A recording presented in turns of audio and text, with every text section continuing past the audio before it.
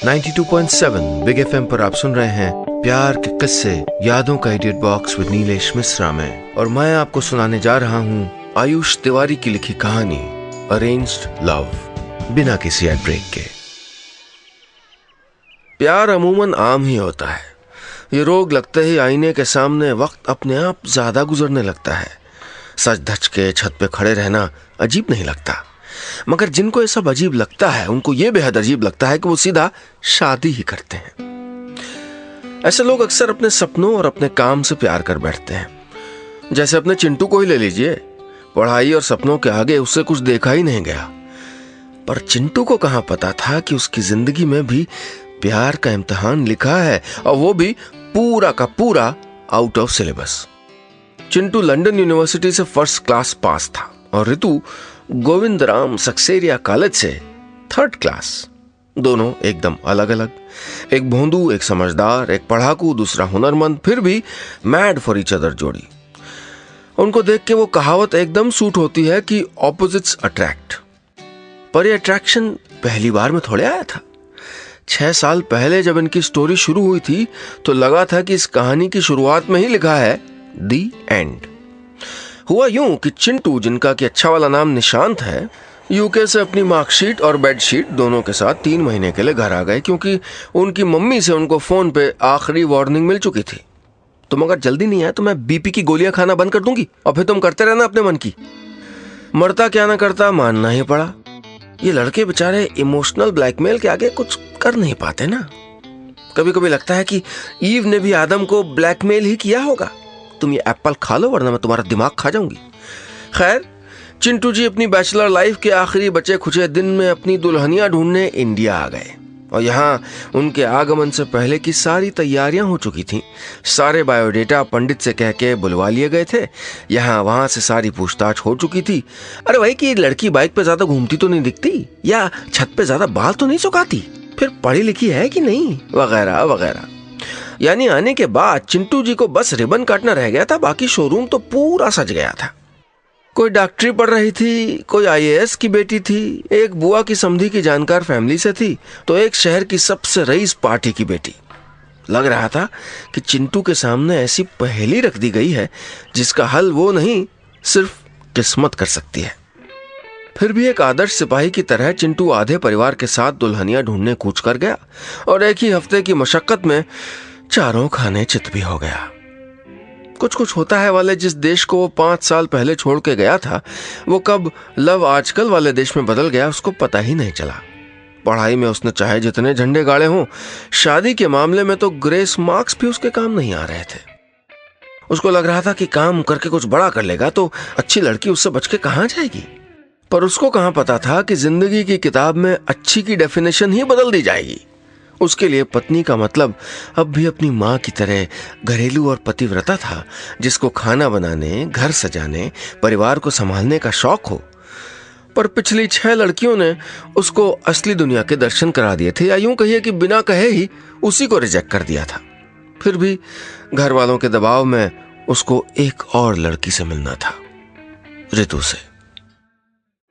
आप सुन रहे हैं प्यार के किस्से, यादों का edit box with Nilesh Mishra में, सिर्फ 92.7 बिग एफएम पर।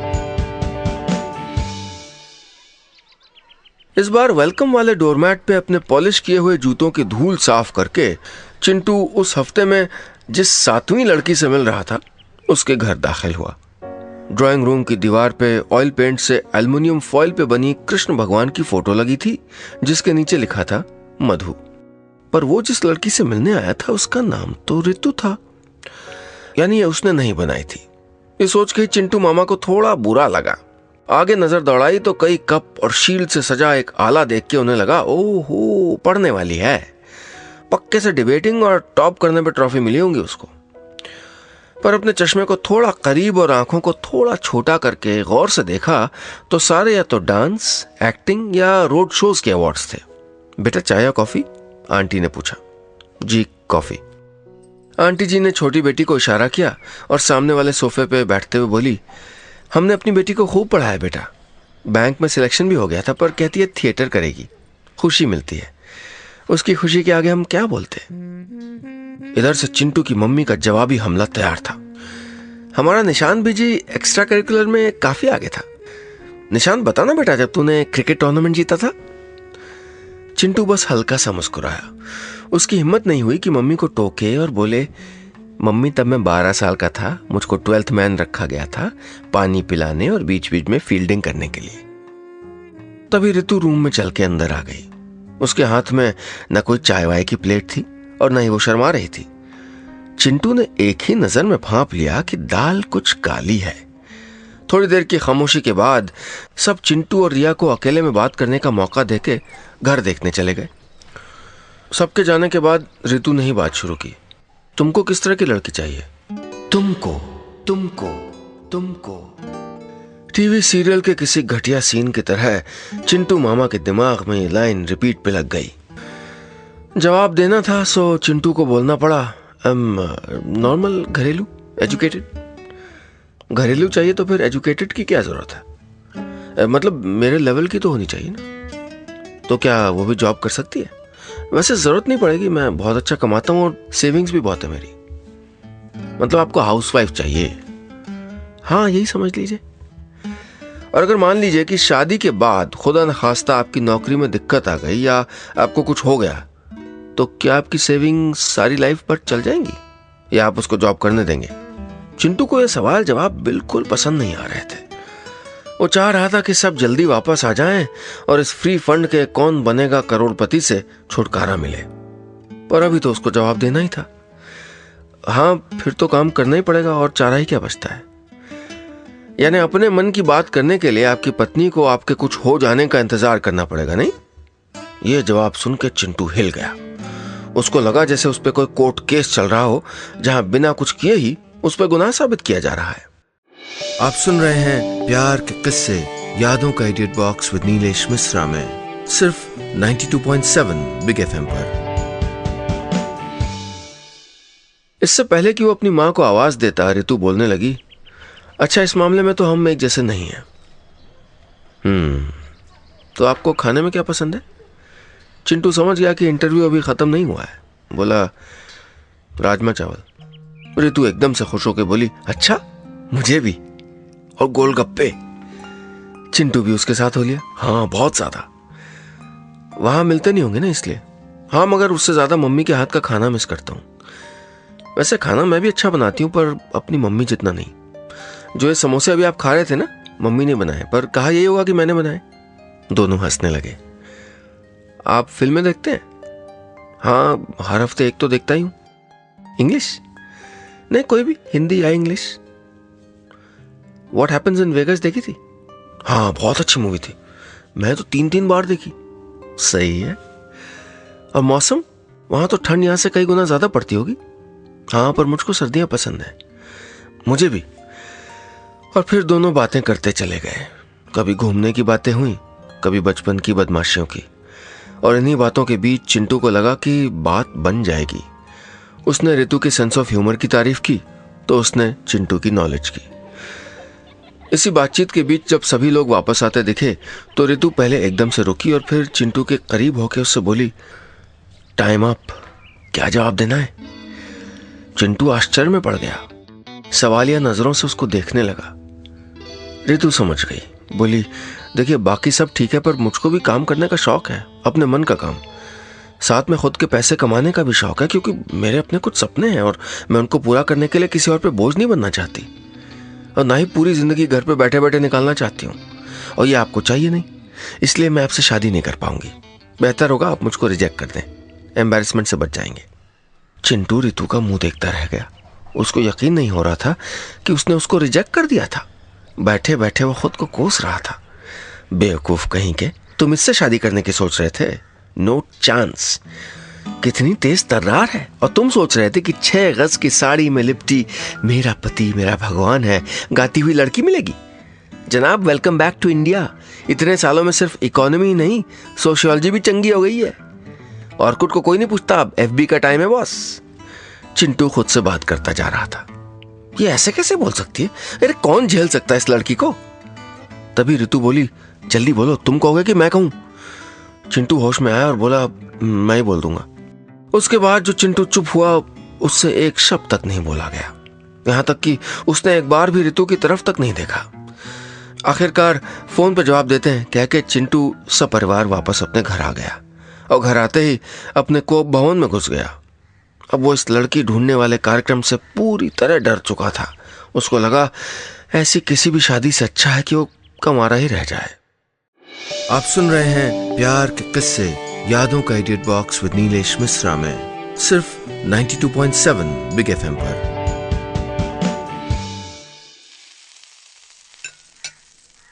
दूसरे दिन सुबह उठते उसने घर पे बोल दिया कि ऋतु जरा तेज लगी हमको, और साथ ही यह भी कह दिया कि मम्मी अब जिसे भी देखना है कुछ दिन रुक के देखने जाएंगे, और अगर घर में किसी ने भी जबरदस्ती कहीं ले जाने की बात की तो हम वापसी का टिकट करा लेंगे।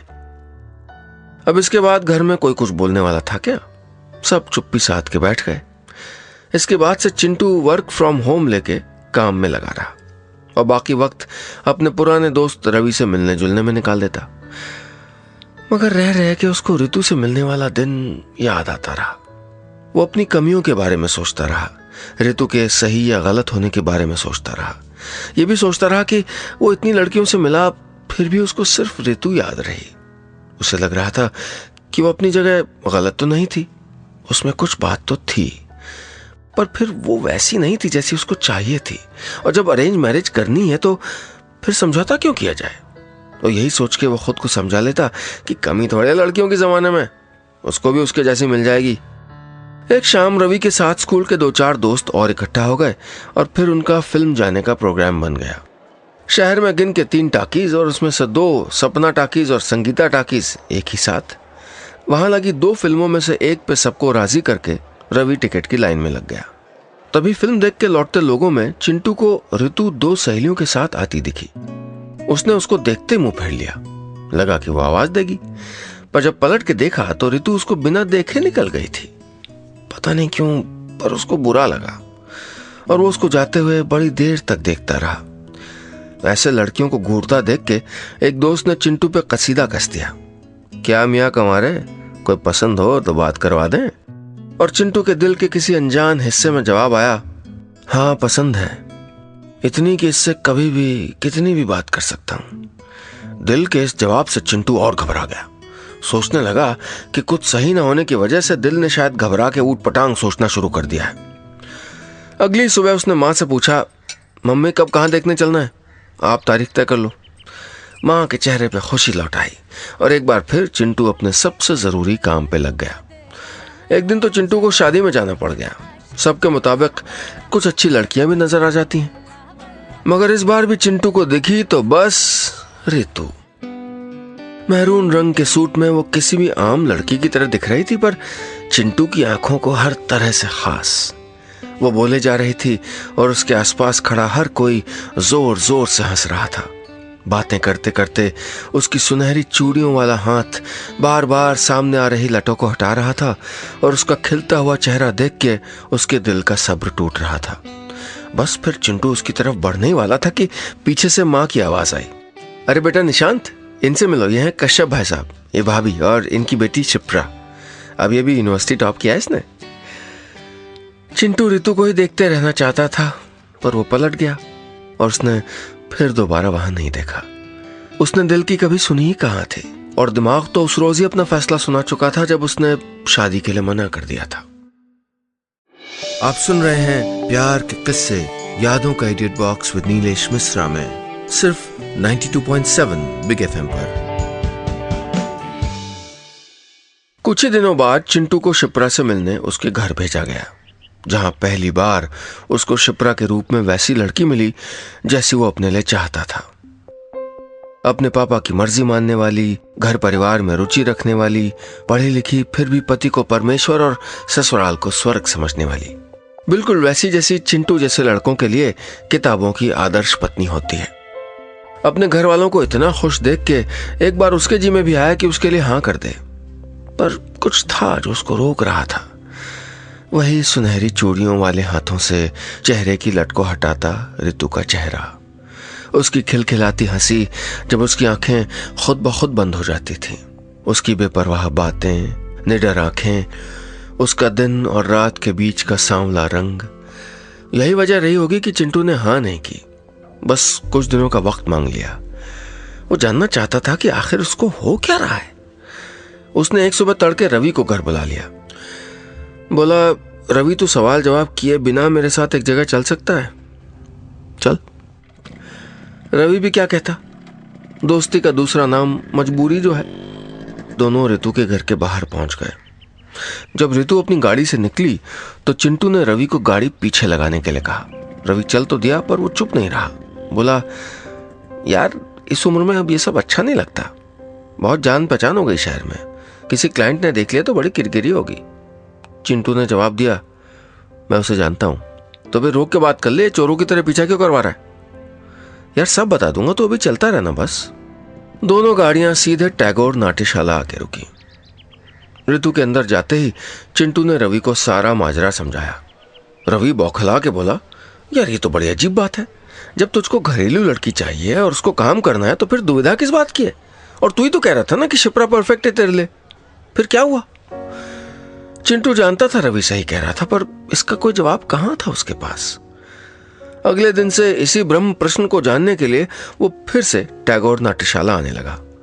कभी चिंटू वहां खुद गाड़ी खराब करके सुधरवाने आ जाता, तो कभी वहां का पान खाने, और तो और कभी वहां की कैंटीन में दोस्तों की महफिल जमा लेता। रवि ने तो उसको उसके हाल पे छोड़ दिया था।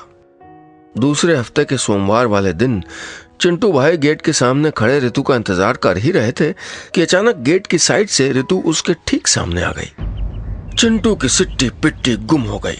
उसने भागने के लिए गाड़ी में किक मार के जैसे ही गियर डाला, हड़बड़ी में उससे क्लच छूट गया और पृथ्वीराज चौहान की तरह चिंटू और गाड़ी ने छलांग लगा दी। पहले खुद औंधे मुंह गिरा, फिर गाड़ी। बहुत ही सुंदर दृश्य था। हीरोइन सामने खड़ी थी, हीरो चारों खाने चित पड़ा था। पहली बार स्लो मोशन में दोनों की आंखें टकराई थी। रितु ने गौर से देखा तो चिंटू की आंखों से दर्द के फवारे साफ दिख रहे थे। वो दौड़ के उसके पास पहुंची और तब तक और लोग भी मदद को आ गए थे। चिंटू से जब चला नहीं गया तो रितु उसको ऑटो में बिठा के अस्पताल ले गई।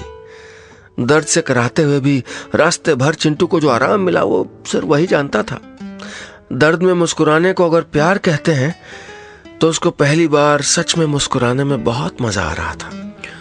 लगता था चिंटू को प्यार हो गया था। आप सुन रहे हैं प्यार के किस्से यादों का edit box with Nilesh Mishra में, सिर्फ 92.7 बिग एफएम पर। चिंटू प्यार में इस कदर गिर गया था कि उसने अपना दायां पैर ही तोड़वा लिया था और सर पे चोट लगवा ली थी।